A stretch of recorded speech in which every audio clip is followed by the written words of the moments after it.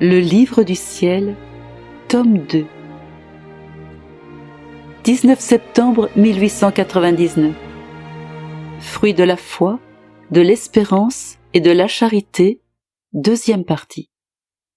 Mon très aimable Jésus ajouta : si la foi est roi et la charité reine, l'espérance est la mère médiatrice et pacificatrice. Il pourra y avoir divergence entre la foi et la charité. Mais l'espérance étant un lien de paix, elle convertit tout en paix. L'espérance est le soutien, le rafraîchissement. Quand l'âme s'élève par la foi, elle voit la beauté et la sainteté de Dieu, ainsi que l'amour par lequel elle est aimée de lui. Ainsi, elle est portée à aimer Dieu. Cependant, consciente de sa misère, du peu de choses qu'elle sait faire et de son manque d'amour, elle se sent mal à l'aise et troublée. Elle ose à peine s'approcher de Dieu. Alors, cette mère médiatrice se place entre la foi et la charité et commence à jouer son rôle de pacificatrice. Elle redonne la paix à l'âme. Elle la pousse à se relever. Elle lui donne des forces nouvelles et la conduit devant le roi foi et la reine charité. Elle leur présente des excuses au nom de l'âme. Elle lui donne une nouvelle effusion de mérite et les supplie de la recevoir. Alors la foi et la charité, les yeux fixés sur cette mère médiatrice si tendre et compatissante, accueillent l'âme. Et ainsi Dieu trouve en elle ses délices. Pareillement, l'âme trouve ses délices en Dieu.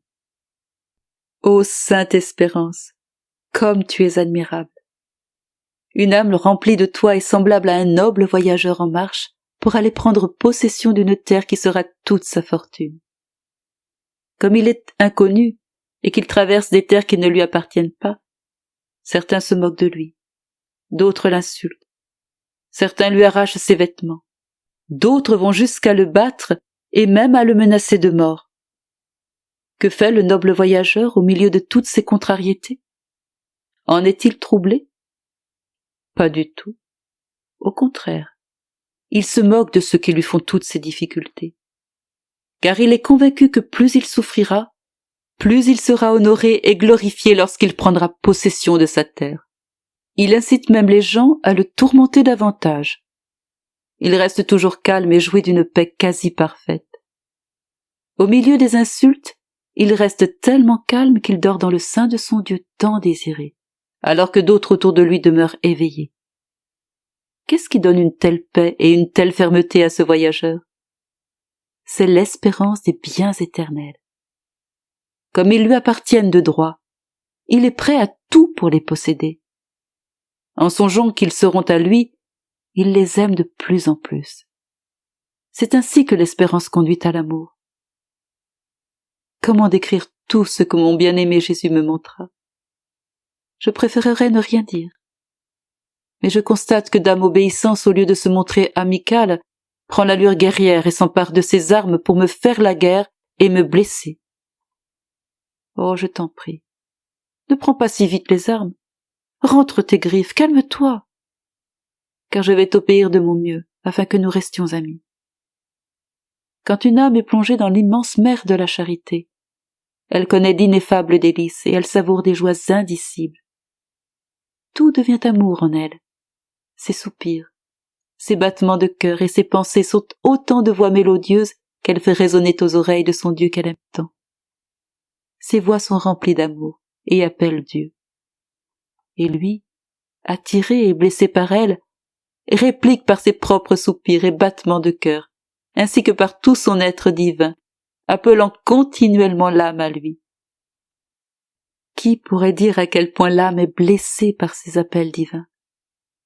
Elle se met à délirer comme sous l'effet d'une forte fièvre.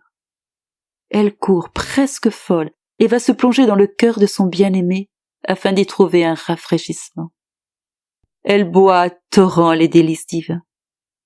Enivrée d'amour, elle compose des cantiques d'amour pour son très doux époux.